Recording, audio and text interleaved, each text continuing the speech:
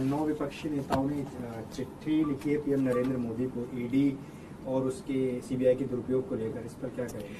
देखिए, इस वक्त देश प्रधानमंत्री जी की जो कार्यशैली है वो ये हो गई है कि देश के अंदर किसी भी राज्य में अगर विपक्ष की बीजेपी के अलावा किसी सरकार होगी तो उस सरकार को काम नहीं करने देंगे।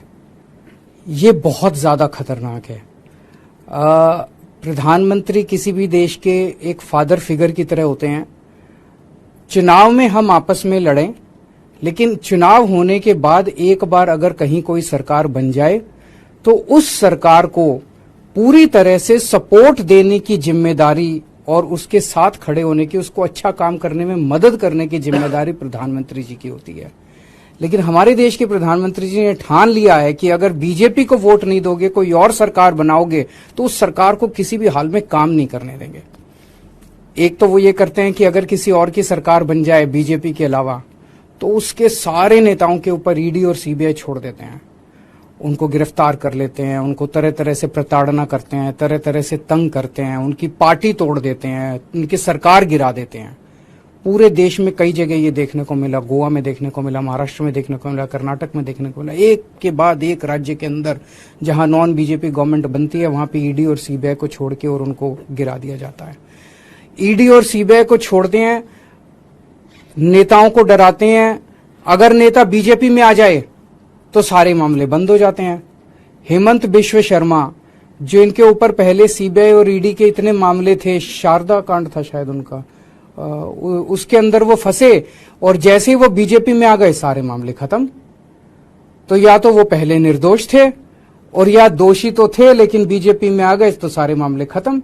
उसी तरह से शुभेंदु अधिकारी का मामला आता है, मुकुल रॉय का मामला आता है, नारायण राणे का मामला आता है। अभी उद्धव ठाकरे जी की पार्टी से जब इतने सारे एमएलए तोड़े गए तो कहा जाता है कि उनमें कईयों में सीबीआई और ईडी के मुकदमे चल रहे थे जिनको ठंडे बस्ते में डाल दिया गया।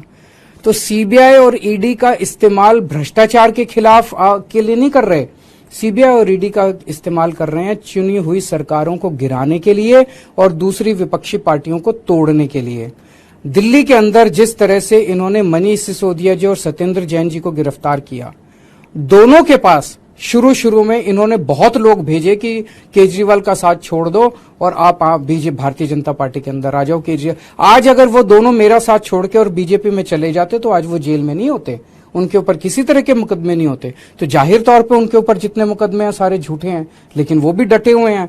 तो ईडी और सीबीआई का इस्तेमाल केवल और केवल विपक्ष को तोड़ने के लिए और बीजेपी की जबरदस्ती सरकार बनाने के लिए किया जा रहा है। दूसरी तरफ गवर्नर्स का इस्तेमाल किया जा रहा है। मैं स्टैलिन साहब से बात कर रहा था, 20 से ज्यादा बिल जो विधानसभा ने पास कर दिए उस पे गवर्नर साहब साइन नहीं कर रहे। केसीआर साहब ने अभी कल सुप्रीम कोर्ट में केस किया है कि हमारे बहुत सारे बिल गवर्नर लेके बैठे हैं, उस पे साइन नहीं कर रहे। पिनरई विजयन साहब के कई सारे वाइस चांसलर्स की नियुक्ति उन्होंने रद्द कर दी। ऐसे चुनी हुई सरकारें कैसे? ममता दीदी परेशान है, नीतीश कुमार जी से मैं बात कर रहा था, वो परेशान है। दिल्ली के लेफ्टिनेंट गवर्नर समझते हैं कि सुप्रीम कोर्ट और संविधान को वो मानते ही नहीं है, वो खुलेआम कहते घूम रहे हैं कि मैं सुप्रीम कोर्ट और संविधान। ऐसे देश कैसे चलेगा? तो अगर देश का प्रधानमंत्री नॉन बीजेपी सरकारों को काम नहीं करने देगा और अवरोध रोज पैदा करेंगे देश के प्रधानमंत्री, तो इस तरह से तो देश के लिए बहुत खतरनाक स्थिति है।